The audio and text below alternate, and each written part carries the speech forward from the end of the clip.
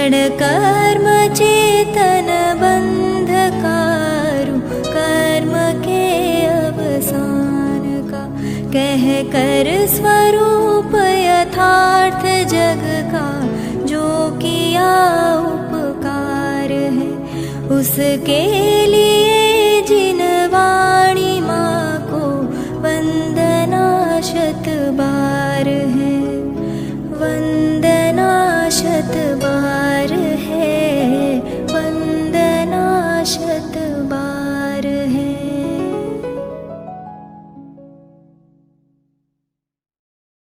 ओम नमस्तेभ्यः, ओम नमस्तेभ्यः, ओम नमस्तेभ्यः।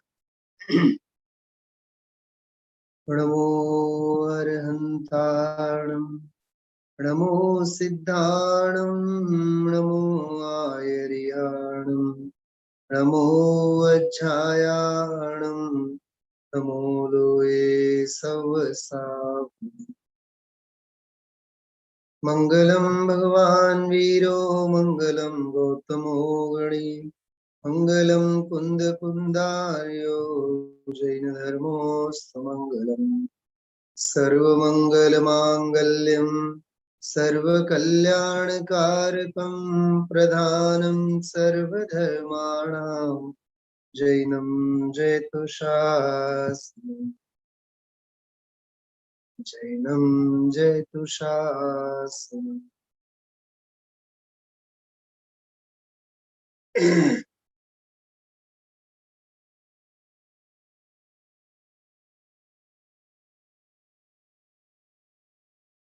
कविवर भागचंद जी की अति सुंदर छोटी सी रचना, लेकिन गंभीर भावों से भरी हुई कृति है सत्ता स्वरूप। विश्व व्यवस्था, वस्तु स्वरूप की सत्ता और वस्तु स्वरूप के ज्ञाता सर्वज्ञ भगवान की सत्ता, उनके अस्तित्व को सिद्ध करते हुए हम आप लोगों की आस्तिक्य बुद्धि, आस्तिक्य भावना को दृढ़ करने के लिए इसमें सारा विषय समझाया गया है। बहुत मार्मिक प्रकरण है। कई दिनों से, लगभग 2-1 महीने हो गए, हम आप लोग 60-65 स्वाध्याय अपने हो चुके हैं। बहुत गहन और बहुत मार्मिक, सरल सुबोध शैली और सरल सुबोध भाषा में इसमें समझाया गया है।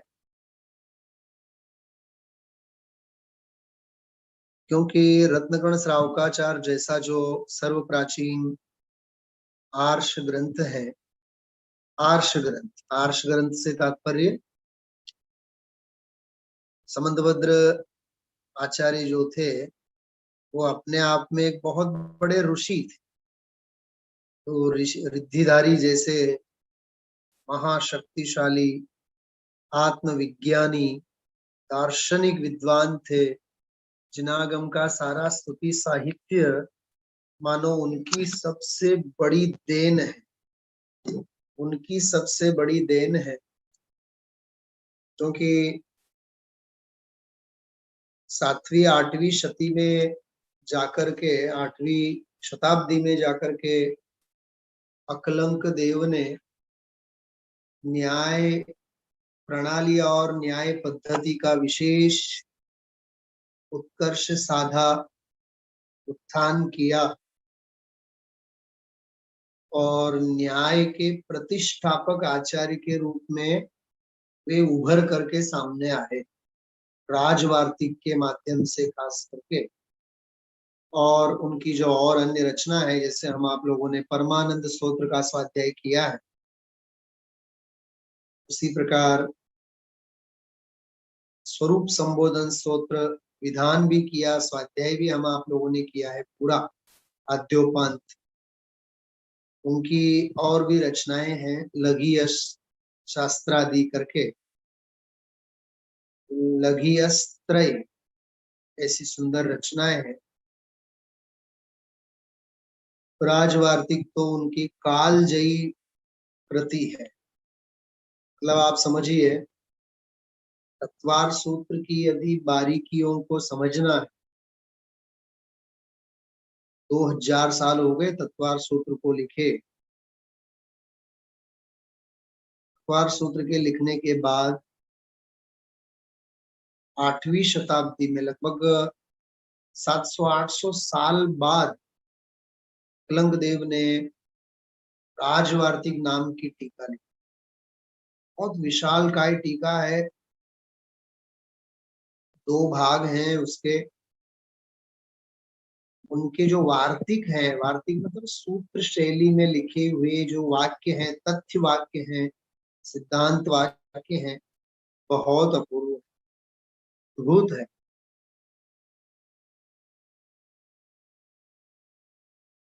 और वो राजवार्तिक जो लिखा गया, उस समंतभद्र आचार्य की देवागम स्तोत्र की रचना के ऊपर लिखा गया।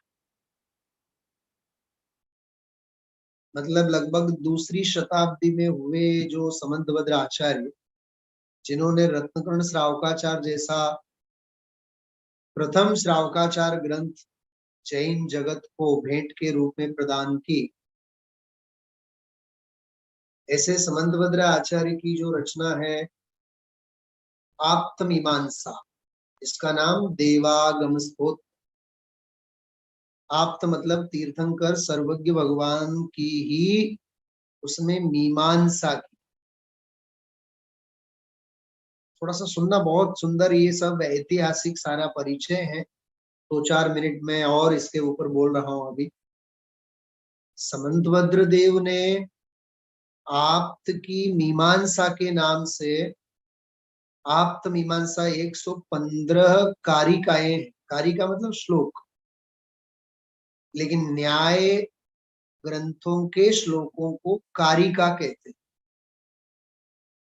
जैसे रत्नकर्ण श्रावकाचार है, तो ये तो सब आध्यात्मिक चरणान योग परक सारी रचना है। तो जनरली अनुष्टुप छंदों को श्लोक बोलते हैं, लेकिन अनुष्टुप में ही लिखे हुए हो, फिर भी न्याय के फ्लेवर में यदि हो, तो वे सारे के सारे न्याय ग्रंथों के श्लोक नहीं कहलाते हैं, कारिकाएं कहलाते। तो 115 कारिकाएं आप्त मीमांसा में लिखी। देवागम स्तोत्र उसका दूसरा नाम, क्योंकि देवागम शब्द से ही उस रचना का प्रारंभ होता।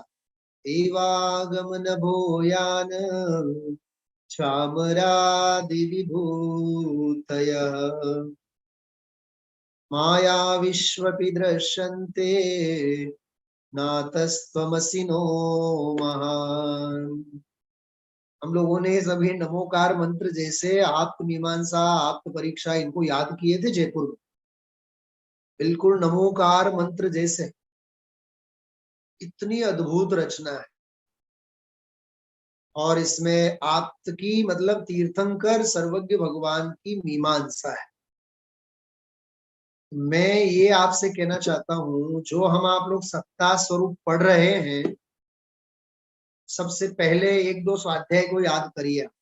मैंने उसमें भी कहा था कि इस सत्ता स्वरूप कृति के 2 भाग है। 2 भाग मतलब 2 पार्ट है। सबसे पहले पार्ट में तो ग्रहित मिथ्यात्व का निषेध और वीतरागी सर्वज्ञ भगवान की सत्ता को सिद्ध की। मतलब ग्रहित मिथ्यात्व के निराकरण के अर्थ में सच्चे वीतरागी देव की भक्ति कैसी होनी चाहिए, बल्कि सच्चे देव का स्वरूप क्या होना चाहिए और उनके प्रति समर्पणता कैसी होनी चाहिए। ये पहला पार्ट है इसका। ये पहला पार्ट ही लगभग 40-50 पेज का है। अभी हम आप लोग 15-18 पृष्ठों में ही है, बराबर। इसलिए मुझे आपसे खास ये गुजारिश है कि जो कह रहा हूं, इस विषय को बहुत गंभीरता से आप लोग देखना और विचारना कि आप्त मीमांसा जो ग्रंथ लिखी समंतभद्र देव ने, देवागम स्तोत्र 115 कारिकाएं, उन वो 115 कारिकाएं हैं, वो क्या है पता? सुनकर के आपको आश्चर्य लगेगा। प्रसिद्ध छंद है अपना, मंगलाचरण में मैं प्राय गाया करता हूँ।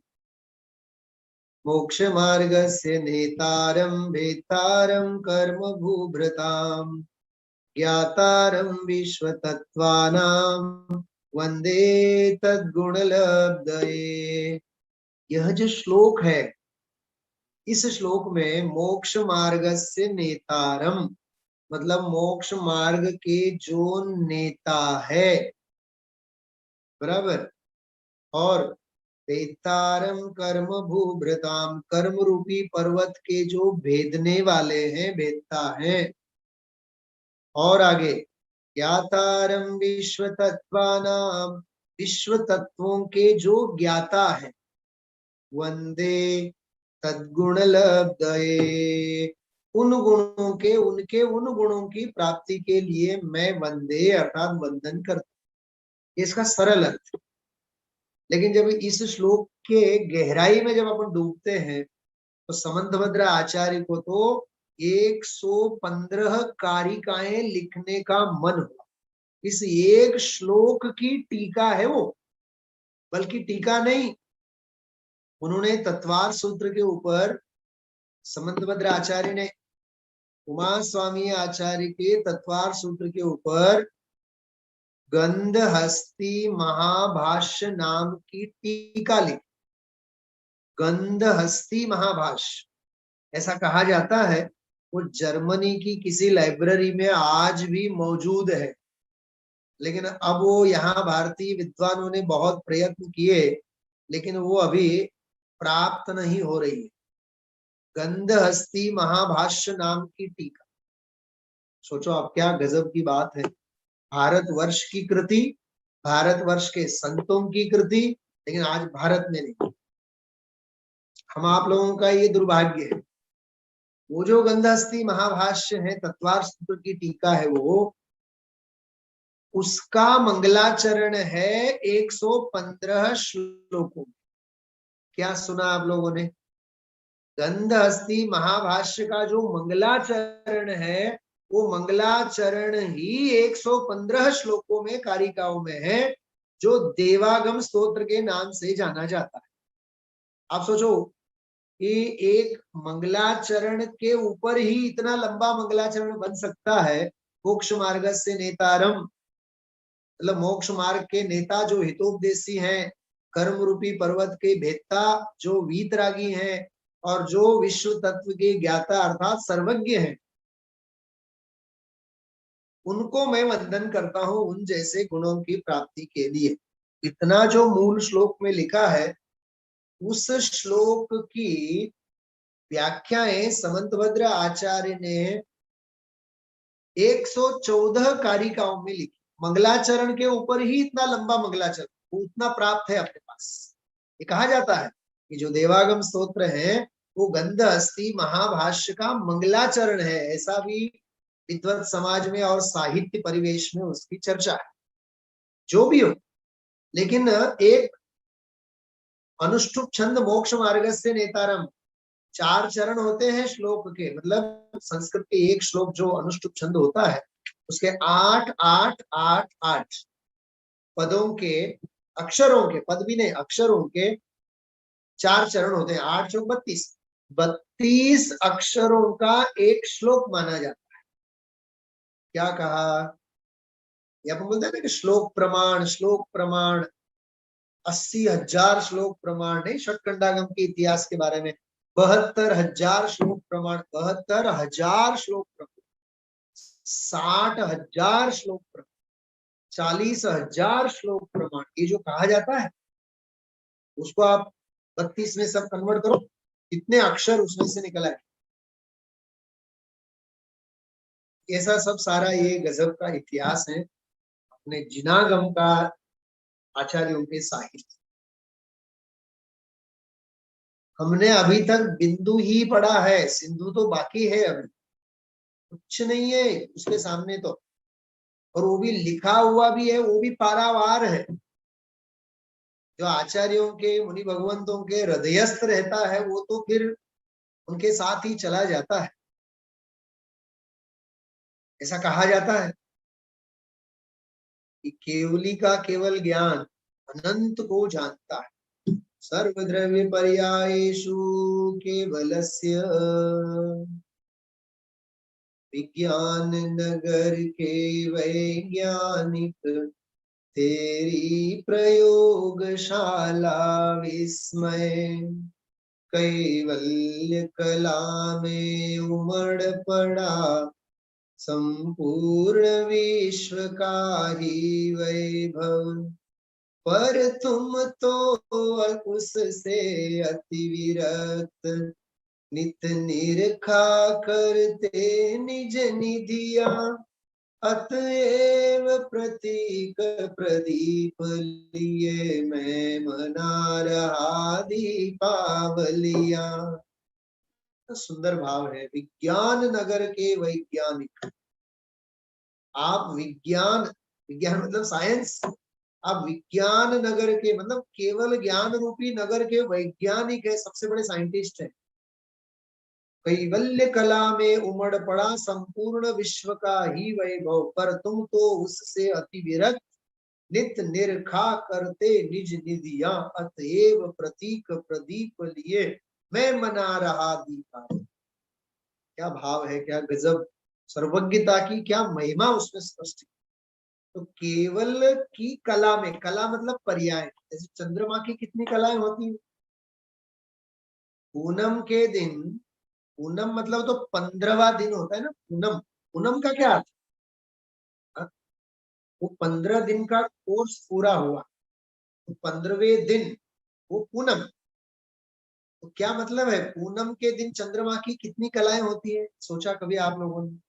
15वें दिन, पूनम के दिन, पूनम की रात चंद्रमा की कितनी कलाएं होती, बोलो। इशारा करके जवाब तो दे सकते हैं आप लोग। हाँ, बोलने से मुझे सुनाई तो नहीं देगा। हाँ, नहीं, हाँ, पूनम के दिन चंद्रमा की 16 कलाएं होती। कितनी होती? 15 नहीं होती है, 16 होती है। और अमावस्या की रात में चंद्रमा बिल्कुल कला विहीन हो जाता है? नहीं, एक तो कला उसकी मौजूद होती, क्योंकि वो उसका स्वभाव का अंश है। क्या कहा मैंने? तो स्वभाव का अंश जाएगा कहाँ? वो एक तो कला उसकी मौजूद रहती। तो वो ये ज्योतिष है, जैन ज्योतिष। सब है अपने जिनागम में। ये 1974 में एक विद्वान एक्सपायर हुए, नेमीचंद। बहुत अच्छे विद्वान थे, ज्योतिष आचार्य थे। मेरे पास लगभग उनके सारा साहित्य है। तीर्थंकर भगवान महावीर और उनकी आचार्य परंपरा, 4 वॉल्यूम है, 4 वॉल्यूम। लगभग 500-700 आचार्यों का इतिहास उन्होंने लिख के रखा है उसमें। क्या कहा मैंने? 500-700 आचार्यों का इतिहास लिख के रखा है। 4 वॉल्यूम है, 4 वॉल्यूम।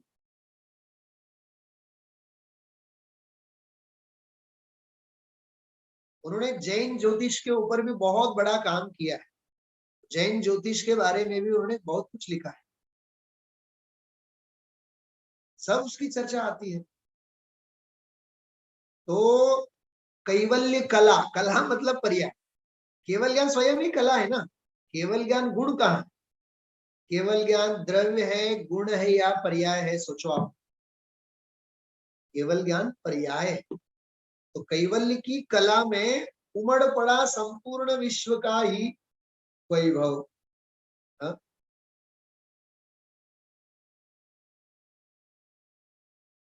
ये उसकी सर्वज्ञता का स्वरूप है।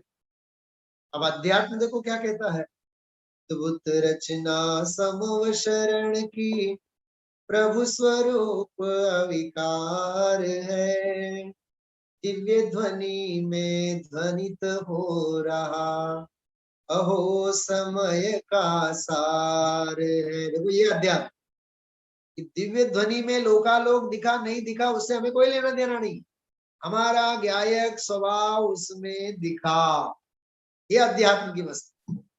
हाँ, समझ में आ रही बातें? ऐसा है, एक श्लोक में से 114 कारिकाएं बनी। आप्तमीमांसा देवागम स्तोत्र के नाम से जो गंधहस्ती महाभाष्य का मंगलाचरण माना जाता है, तो मंगलाचरण 114 कारिकाओं में, तो ओरिजिनल ग्रंथ कितना बड़ा होगा आप सोचिए तो सही। हाँ, मतलब क्या है हमारे पास आचार्य का साहित्य गजब का। और उन 114 कारिकाओं के ऊपर 8वीं शताब्दी में अकलंक देव ने लिखा राजवार्तिक, सॉरी अष्टशती, अष्टशती नाम का ग्रंथ लिखा। अष्टशती न्याय का ग्रंथ है। अष्टशती मतलब 800 श्लोक, 114 कारिकाओं के ऊपर 800 श्लोक, तो एक श्लोक में से 114 115 निकले। उमास्वामी आचार्य के उस एक श्लोक के ऊपर 114 श्लोक लिखे, कारिकाएं लिखी समंत भद्राचार्य, और उन 114 श्लोकों के ऊपर अष्टशती 800 श्लोक वार्तिक बनाए, गजब का लिखा। और फिर उन 800 श्लोकों के ऊपर 150-200 साल बाद ही हुए हैं 8वीं-9वीं शताब्दी में जो विद्यानंद आचार्य, उन्होंने अष्ट सहस्त्री नाम का ग्रंथ लिखा। अष्ट सहस्त्री मतलब 8000 श्लोक क्रम। क्या कहा मैंने? सब आप लोगों को सपना लगता होगा ना ये सब सुन करके। हाँ, शास्त्री की डिग्री ऐसी नहीं होती। हाँ, सारी जिंदगी उसमें लगानी पड़ती है। और मैं आपको एक और सच बात बताऊं बहुत विनम्रता से, आज मुझे 94 में निकला मैं शास्त्री पढ़ करके वहां से, 88-89 में था 94, और आज ये 20-26-27 साल हो गए। लेकिन मुझे अभी लगता है मैंने शास्त्री की पढ़ाई अब प्रारंभ की है, डिग्री नहीं। मानो शास्त्री की पढ़ाई अब प्रारंभ हुई है, अब शास्त्रों की गहराई या ख्याल में आ रही है अपने।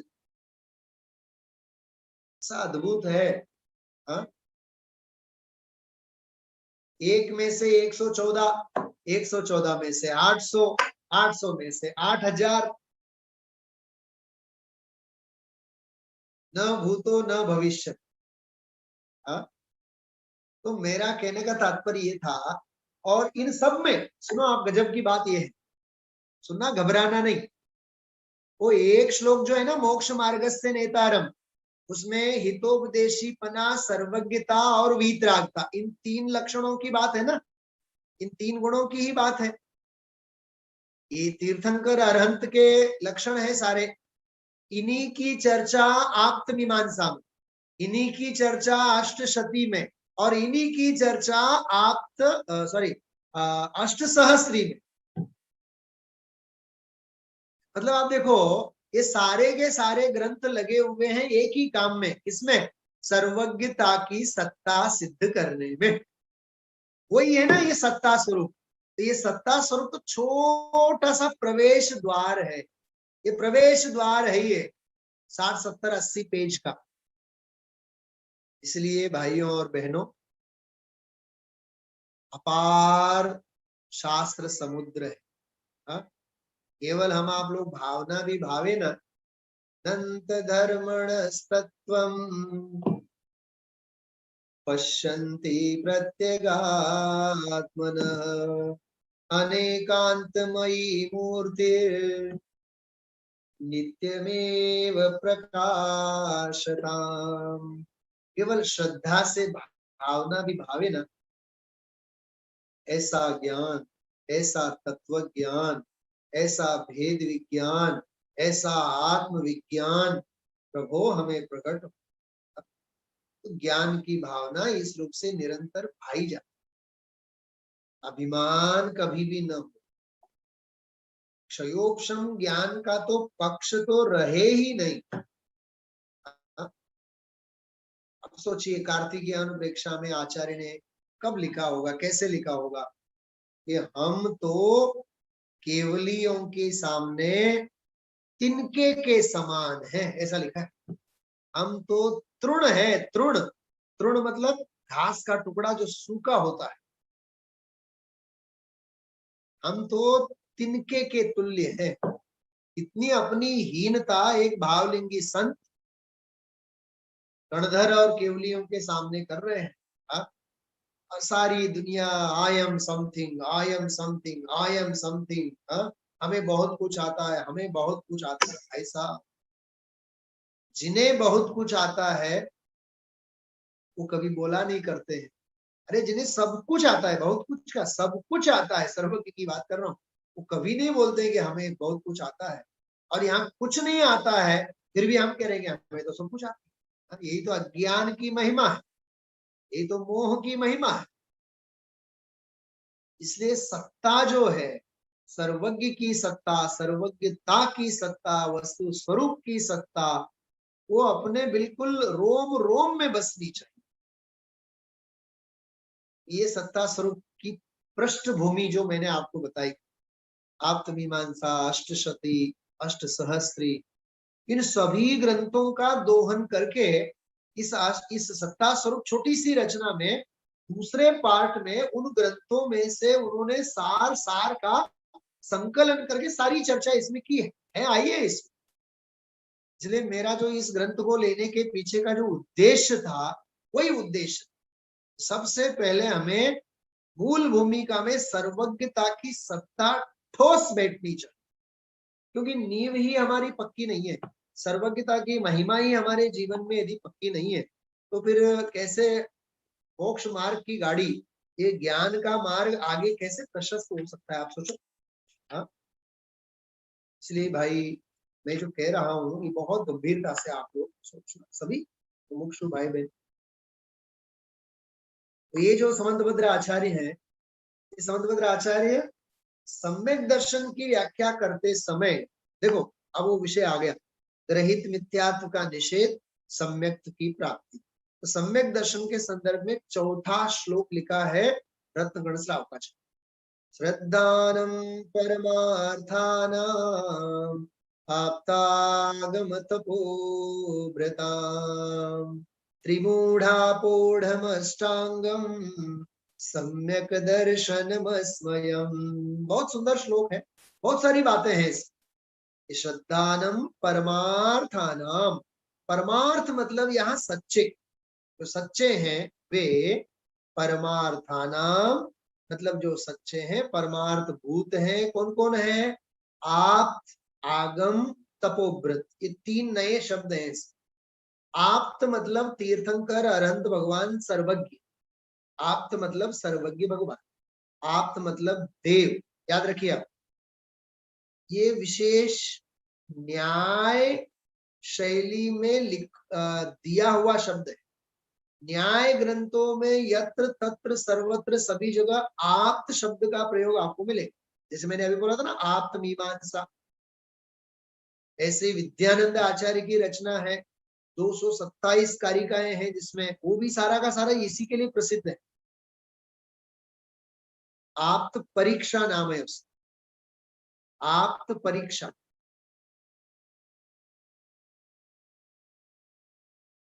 वो भी इसी के लिए समर्पित है, विद्यानंद आचार्य, वही अष्ट सहस्त्री वाले।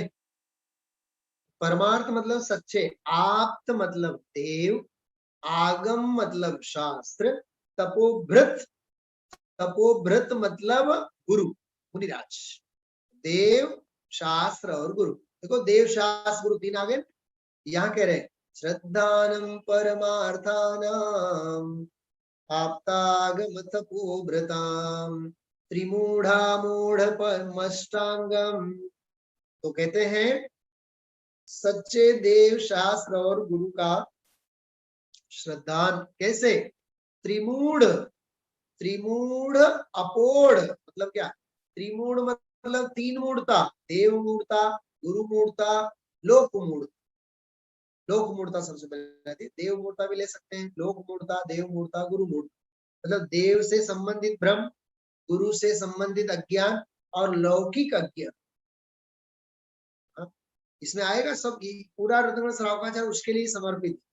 यहाँ केवल संकेत किया कि 3 मूर्ताओं से रहित, लोक मूर्ता, देव मूर्ता, गुरु मूर्ता, लोक मूर्ता।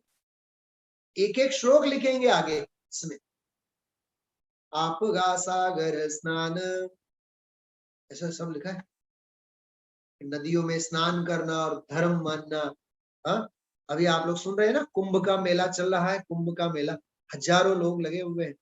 हाँ, किसे क्या मौत का डर है, विचार करो आप। हजारों लाखों जीव इकट्ठे हुए हैं, लाखों लोग।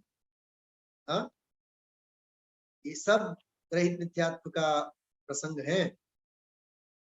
हाँ, नदियों में स्नान करना, पर्वत के ऊपर से नीचे कूदना, अग्नि में कूदना। जैसे उत्तर भारत में ना होली के दिनों में, हाँ, वो कंडे की जो होली जलाते हैं उसके अंदर से चलते हैं बड़े बड़े साधु और बहुत बड़ा धर्मात्मा समझते हैं। ये सब अपन न्यूज में देखते हैं कि नहीं? सब एक रहित नित्यात्व का नंगा नाच हो रहा है इस पंचम काल में। हाँ? तो आप सोचो कितनी गलत परंपराओं से हम आप लोग बचे हुए हैं। हाँ? ये मोक्ष का द्वार सजाया गया है मेरे लिए, ये मोक्ष का द्वार सजाया गया है मेरे लिए। अभी अभी मेरे मन में ये भाव जागा है, तत् उपदेश सुनाया गया है मेरे लिए, तत् उपदेश सुनाया गया है मेरे लिए। मैं तो जब भी ये बोलता हूं ना, मेरा तो रोम रोम पुलकित हो जाता, इतना सुंदर है, इतना सुंदर, इतना मतलब मैं कह नहीं सकता आपको, इतना आनंद आता है। हाँ? किंतु इस बार बचाया गया है मेरे लिए, ये जो तत्व बचा है वो मेरे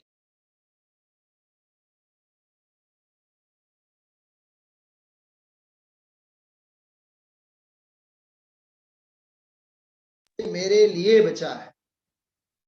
गजब की बात है। हाँ? समझ में आ रही है आप लोगों को? इतना मतलब आपको हर्ष से हम आप लोगों को ये सुनना चाहिए। हाँ, समझाए छे बन्ने बहनों साथे सांभळो छो। हाँ, किंतु इस बार बचाया गया है मेरे लिए। घणी वखत विचार तो आवे छे कि आ भक्ति कोक वार तमने संभळावुं, पण ई कोई 5-10 मिनिटनो विषय नथी।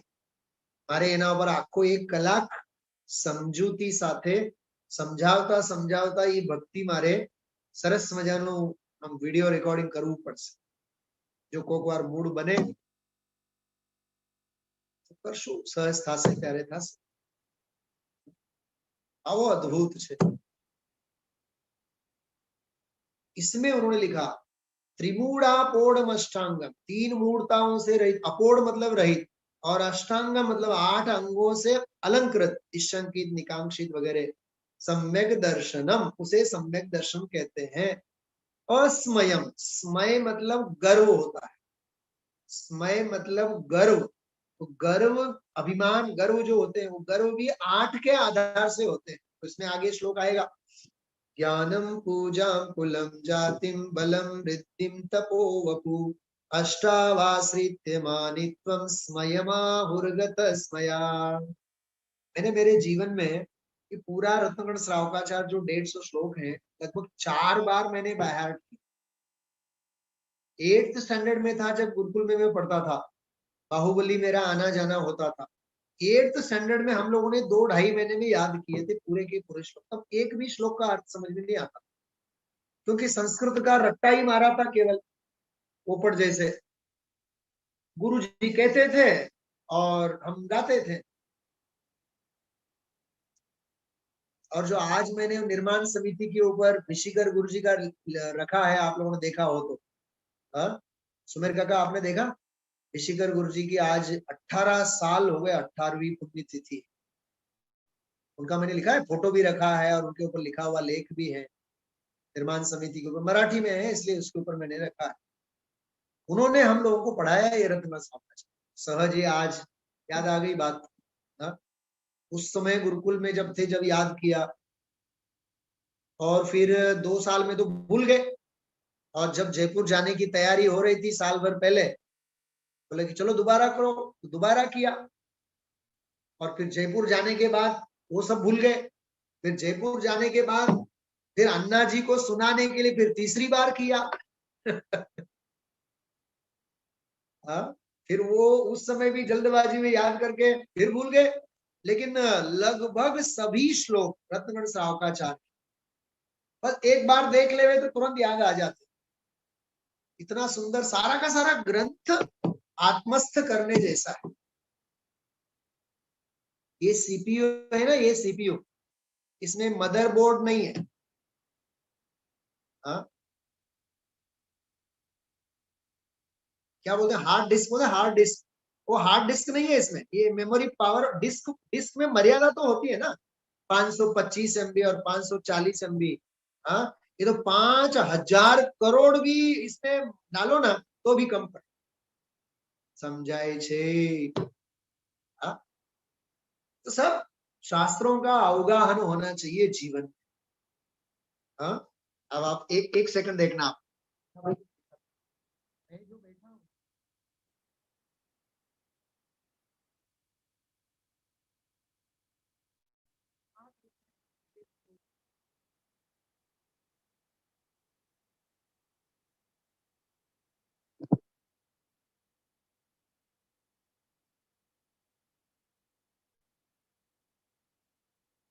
तो ये सारे शास्त्र, ये इसके ऊपर मैंने रखा था, ये सब देखो, ये सब इस समय सार आदि, देखो संयम प्रकाश। हाँ देखो ये आ गया, देखो ये सारे के सारे शास्त्र। हाँ ये रत्नगण सावकाचार, ये देखो, और पूरे के पूरे पूरे के पूरे शास्त्र हैं प्राचीन। देखो जय धवला, ये तिलोई पंडिती, ये सब प्राचीन ग्रंथ है। तो मेरा कहने का मतलब ये है कि शास्त्रों की हमें अवगाहना होनी चाहिए, और इतनी चाव से अवगाहना होनी चाहिए, पेट नहीं भरना चाहिए। समझाणु काई, समझाणु नाई, इतना भी बोलो तो भी चले। हाँ खूब शास्त्र की अवगाहना हो, खूब आनंद लेना चाहिए। हाँ?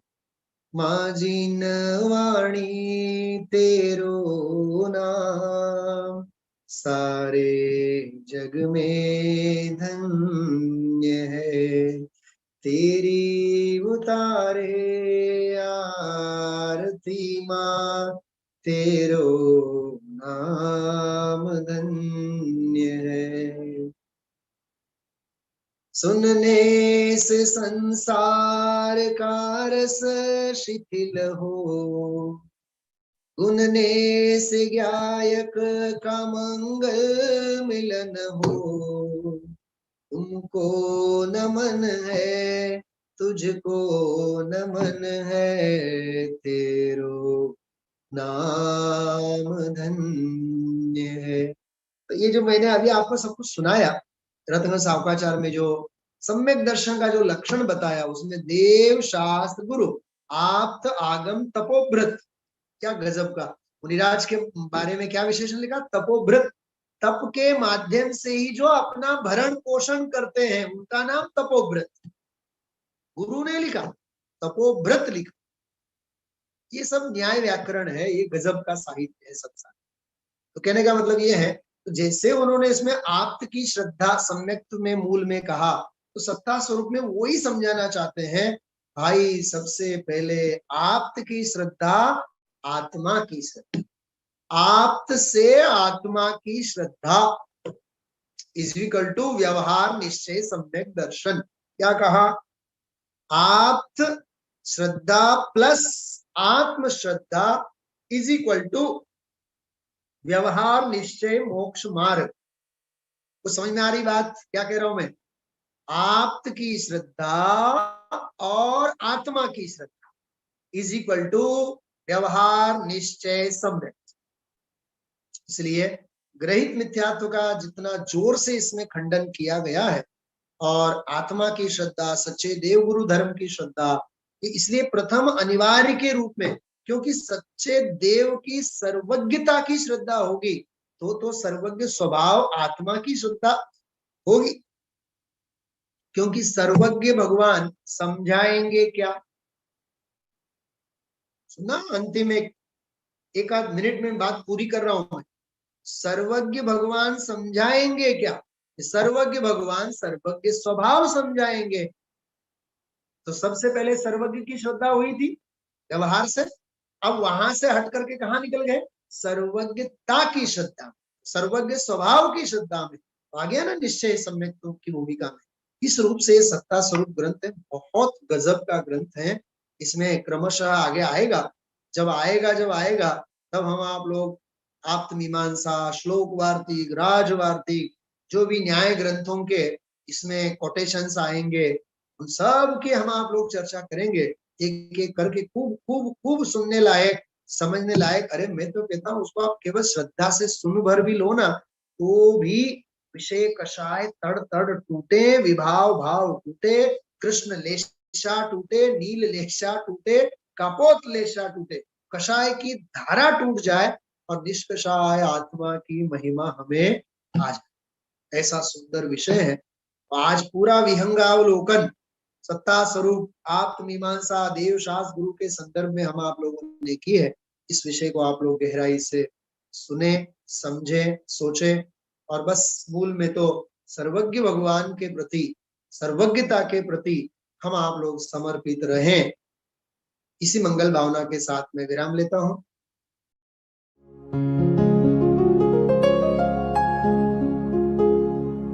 निज निधि निज में बताए, यह अनंत उपकार है उसके लिए जिन वाणी माँ को वंदना शत बार है, वंदना शत बार है, वंदना शत बार है।